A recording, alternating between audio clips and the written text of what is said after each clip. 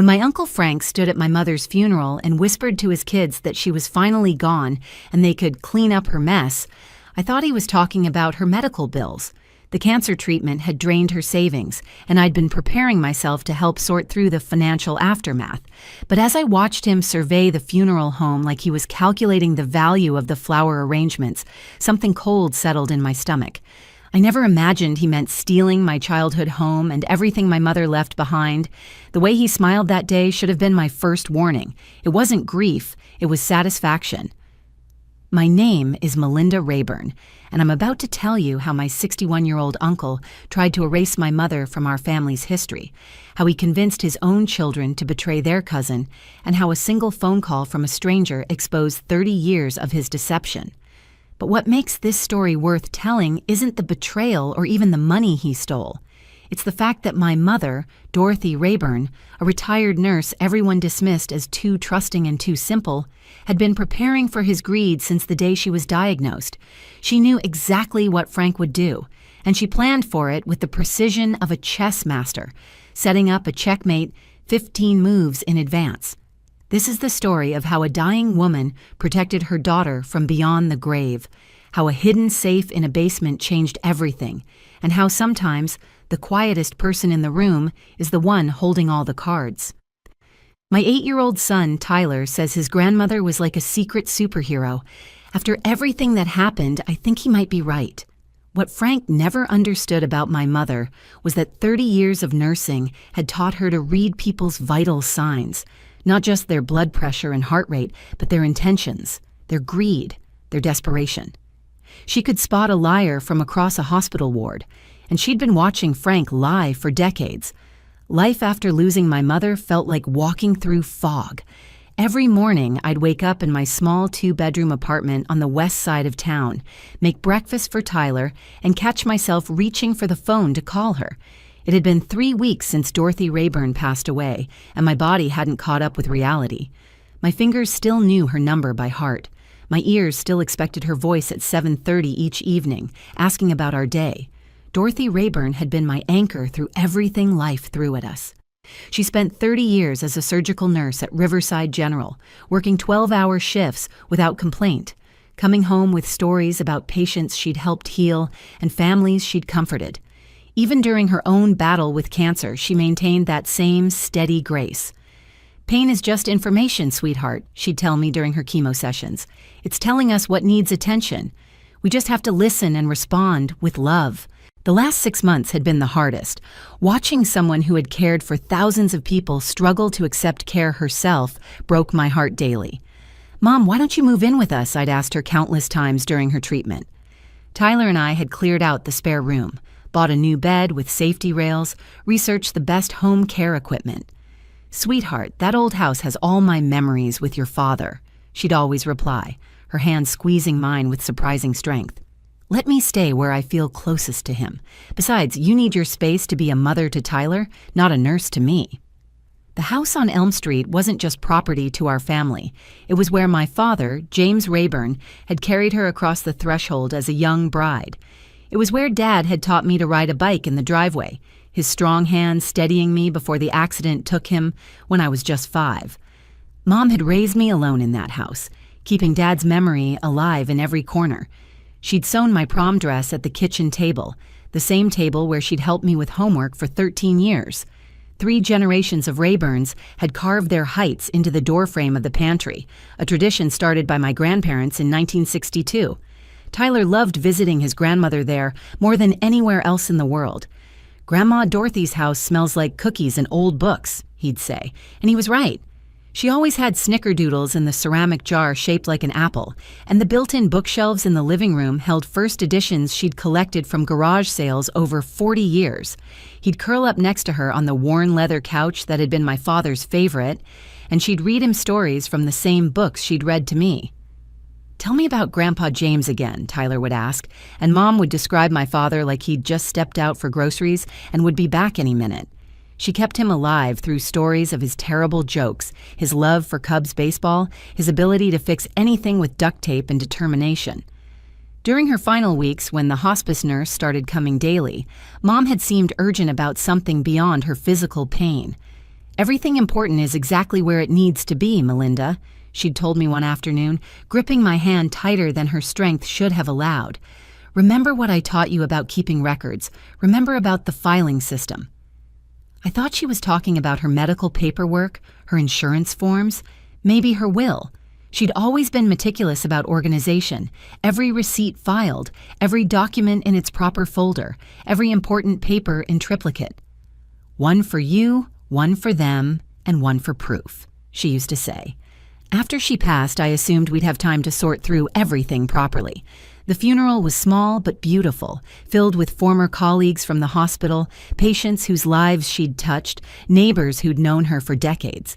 Frank had given a speech about family legacy that seemed heartfelt at the time. Dorothy carried the Rayburn name with dignity, he'd said. Though something in his tone made my friend Denise squeeze my hand in warning, I'd planned to take a week off from teaching, to go through the house slowly, to let Tyler say goodbye to each room, to pack up her things with the respect they deserved. We'd keep what mattered, donate what could help others, and make decisions as a family about the house itself. But 3 weeks after the funeral, when I finally felt strong enough to face that empty house, I discovered that Uncle Frank had already made those decisions for us. The locks had been changed, and everything I thought I knew about my family was about to shatter.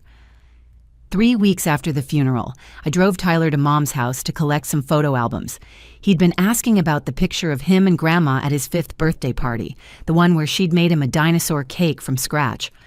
When we pulled into the driveway of the 2-story Colonial on Elm Street, something felt wrong immediately. The spare key wasn't under the ceramic frog where Mom had kept it for 20 years. I tried my key. It wouldn't turn. The locks had been changed. "Mommy, why can't we go in?" Tyler asked from beside me, clutching the teddy bear Grandma had given him last Christmas. My hands shook as I dialed Uncle Frank's number. He answered on the 3rd ring, his voice casual like he'd been expecting my call. "What do you mean you sold it?" I shouted into the phone, not caring that Tyler was watching wide-eyed from beside me. "Lower your voice, Melinda. This is a family matter, not a neighborhood drama." Frank's tone was cold, calculated, nothing like the man who'd delivered that touching eulogy. Dorothy never contributed anything to this family's wealth. That house was bought with Rayburn money, our parents' money. She just lived in it rent-free for 40 years while the rest of us actually worked for what we have. She was married to your brother. My father was a Rayburn, too. For 5 years before he died. Then she just squatted there, playing the grieving widow, taking advantage of our family's generosity. Do you know what that property is worth now? $400,000. Money that belongs to the real Rayburns. My stomach churned. She raised me in that house. She was your sister-in-law for 40 years. How can you say she contributed nothing? Being a nurse isn't building wealth, Melinda. It's just a job. My dealerships, those created actual value. Bradley's real estate company, that's a contribution. Even Stephanie's marketing firm brings something to the table. What did Dorothy ever do except take up space? And what about me? I'm James's daughter. That house should pass to me. Frank laughed, an ugly sound that made Tyler press closer to my side. You? You're a public school teacher living paycheck to paycheck. You couldn't even afford the property taxes on that place. Bradley and Stephanie agree with me completely. We already split the sale money 3 ways. Consider your mother's medical bills that I graciously didn't pursue your inheritance. I hung up and immediately called Bradley, my cousin who used to spend summers with us at the house, who Mom had taught to swim in the community pool. His secretary said he was unavailable. He never called back. Stephanie sent a text 2 hours later. Uncle Frank handled everything legally. Don't make this harder than it needs to be. Mom Dorothy would want the family to move forward. The next morning, I sat in the office of Robert Merchant, the family lawyer I thought would help me. He shuffled papers uncomfortably, wouldn't meet my eyes. Frank had power of attorney, Melinda. Your mother signed the house over to him 3 months before her death. Here's her signature. He pushed a document across the desk. There it was, Mom's handwriting, though shakier than usual. The date was from her worst period, when the pain medication was so strong she could barely recognize me some days.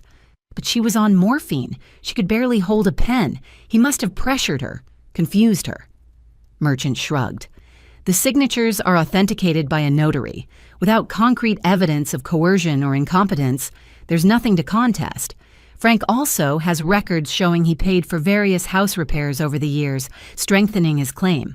I'm sorry, but legally he had every right to sell. My friend Denise found me sobbing in my car outside the courthouse. She held me while I explained everything, Tyler in the back seat asking why Uncle Frank was being mean. "That bastard planned this," Denise said. "He waited until Dorothy was too sick to fight back." For weeks, I tortured myself with questions. Had Mom really signed those papers willingly? Was she confused, pressured, threatened? Or was I just refusing to accept that maybe, in her pain and fear, she'd wanted Frank to handle things? "Why are you so sad all the time, Mommy?" Tyler asked one night, climbing into my lap while I stared at old photos. "I just miss Grandma Dorothy's house," I admitted, hugging him close. "Me too. Remember the treasure hunts she made for me? She said there were secrets in every corner. She said the house would always remember us, even if we couldn't visit anymore." I kissed his head, wondering how I'd explain that Uncle Frank had stolen not just a house, but every physical piece of his grandmother's memory. The photo albums, her jewelry, my father's watch, the quilts she'd made, all of it gone, sold or divided among cousins who wouldn't return my calls. Frank had erased Dorothy Rayburn like she'd never existed at all. 2 months passed in a blur of anger and resignation. I'd thrown myself into teaching, grading papers until my eyes burned, anything to avoid thinking about what Frank had stolen from us. Tyler had stopped asking about visiting Grandma's house, but I caught him looking at her picture every night before bed. I'd started accepting our new reality: no family home, no keepsakes, no closure. The Rayburn family inheritance had been divided, and we weren't considered real Rayburns anymore. Then my phone rang on a Tuesday afternoon while I was grading spelling tests in my empty classroom. The number was local but unfamiliar. "Is this Melinda Rayburn? Dorothy's daughter?" The voice was gruff but kind, like someone who worked with his hands and spoke straight. "Yes, this is Melinda." "Name's Roger Hutchins. I bought your mother's house from your uncle. Look, I'm renovating the basement and we found something interesting. Really interesting. There's a safe built into the foundation wall, hidden behind a false panel that was covered by old shelving. It's got your name engraved on it." My heart stopped. I set down my red pen, watching the ink bleed into a student's paper. "My name?" "Says, for Melinda Ann Rayburn, open only with love." "Ma'am, I could break it open, but something tells me your mother wouldn't want that. The craftsmanship on this installation is precise, deliberate. Someone went to a lot of trouble to hide this. Do you know the combination?" I did. The memory hit me so hard I had to sit down.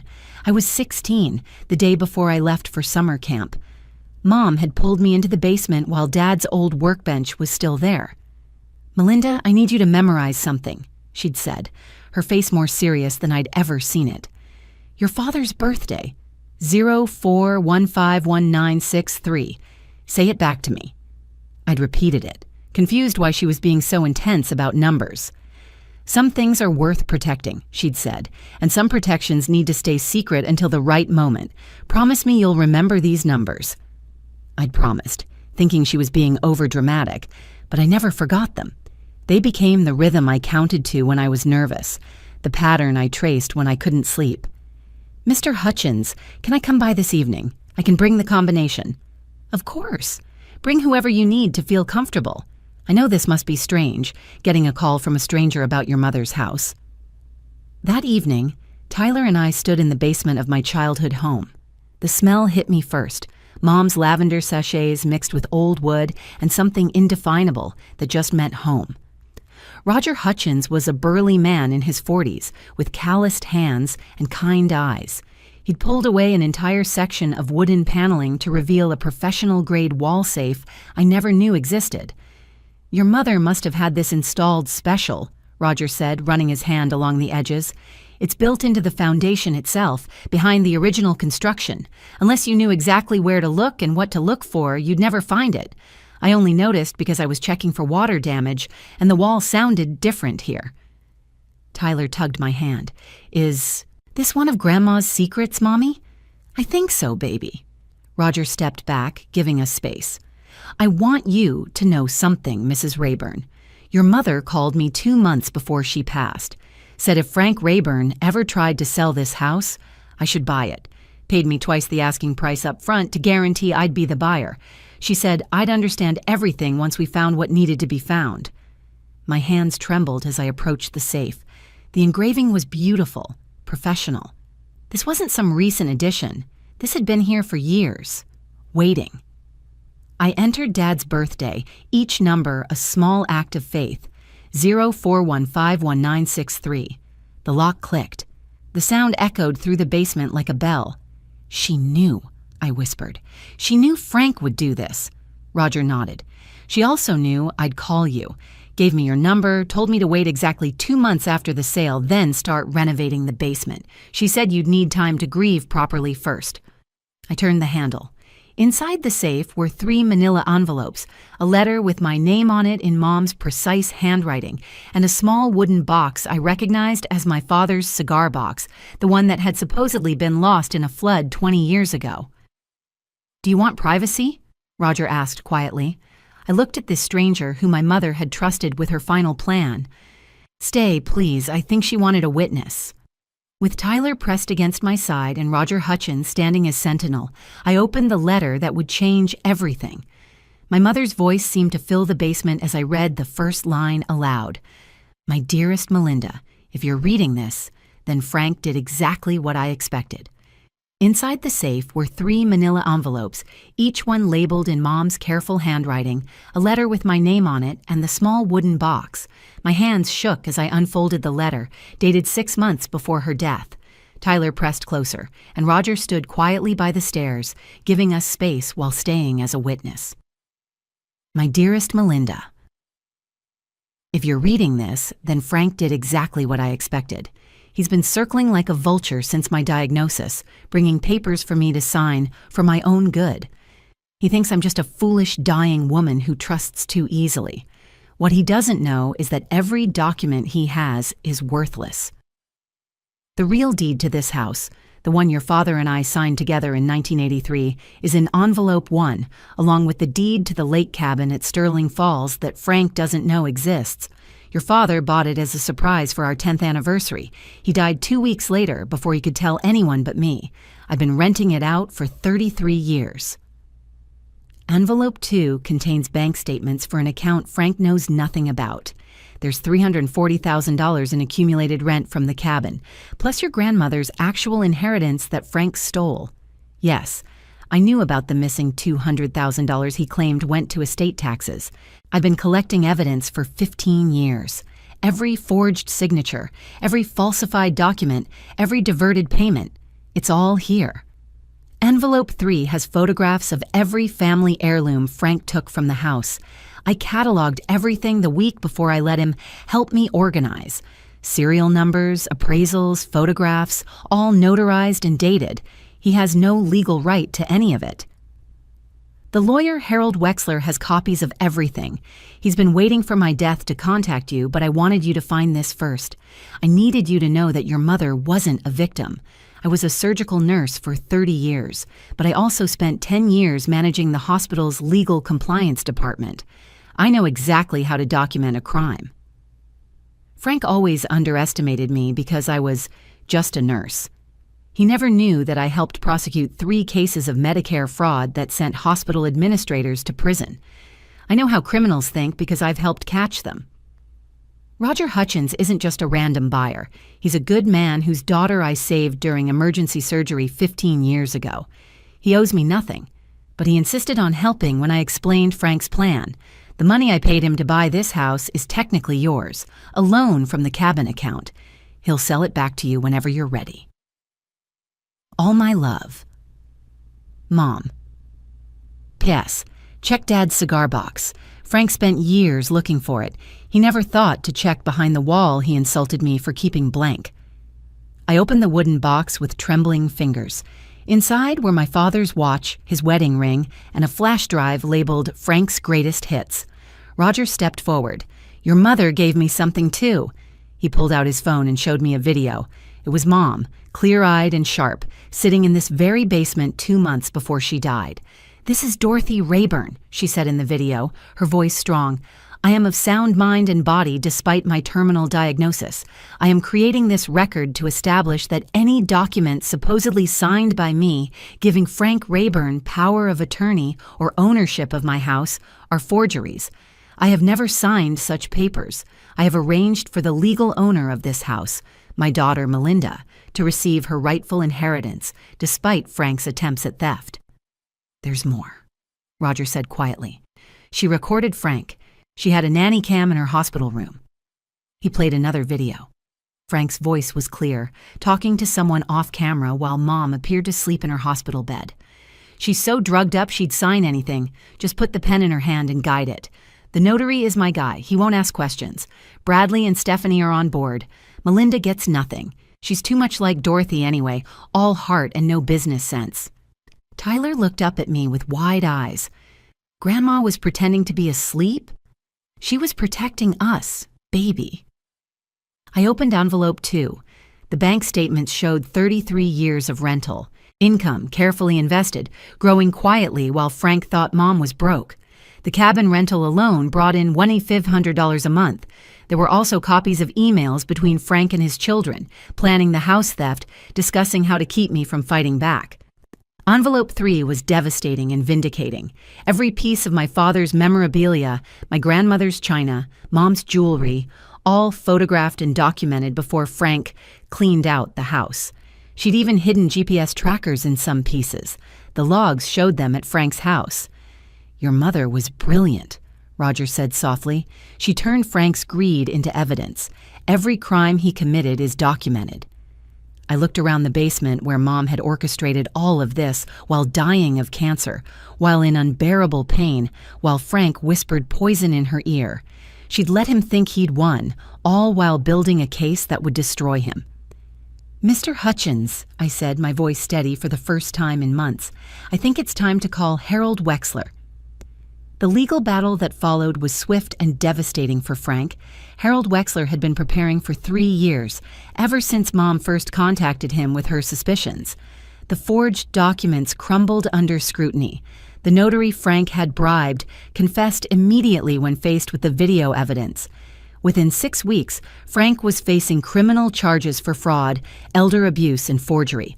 The courthouse steps where I'd once cried in defeat became the place where Frank's empire collapsed. Bradley and Stephanie, faced with evidence of their participation in the conspiracy, immediately returned their shares of the house sale money. Bradley's wife called me personally, crying, saying she'd never known about the plot. Stephanie sent a check with a note that simply said, "I'm sorry. Aunt Dorothy deserved better from all of us." Roger Hutchins kept his promise to my mother. "The house is yours whenever you want it," he said, presenting me with a sales contract for exactly what he'd paid Frank.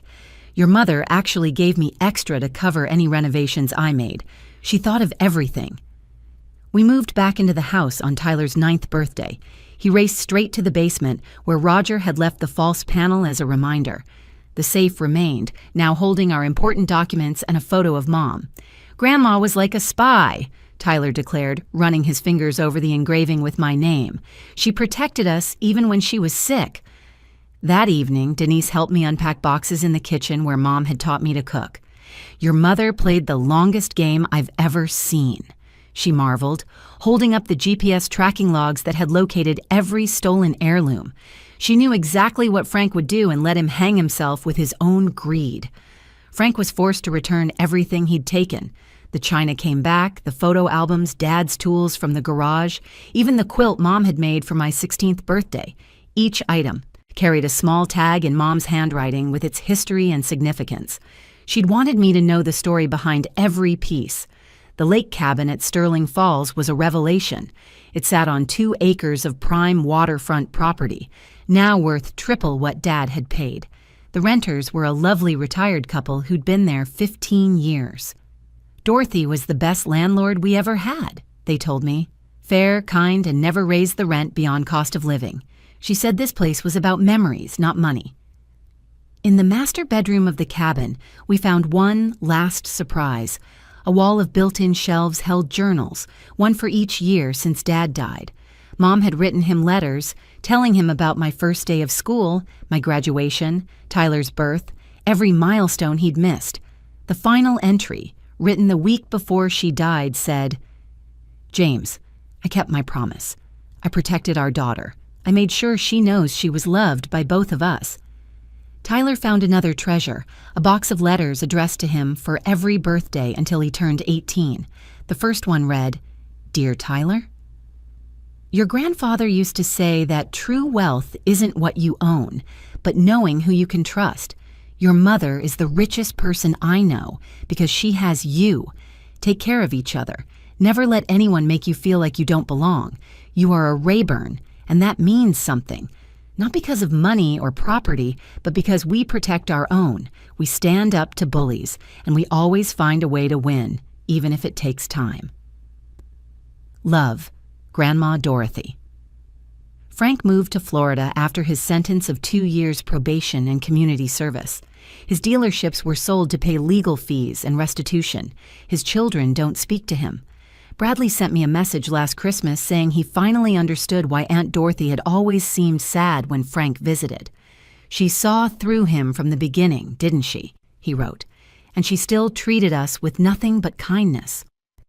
Sometimes I stand in the basement, looking at that safe, thinking about the woman who raised me. Dorothy Rayburn, the nurse everyone underestimated, had protected her family from beyond the grave. She'd turned Frank's greed into his downfall using nothing but patience, planning, and a hidden safe in the basement. Mom once told me, "Melinda, when someone shows you who they are, believe them, but that doesn't mean you have to show them all of who you are." She lived that philosophy, keeping her strength hidden, letting Frank believe he was winning while she built an ironclad case against him.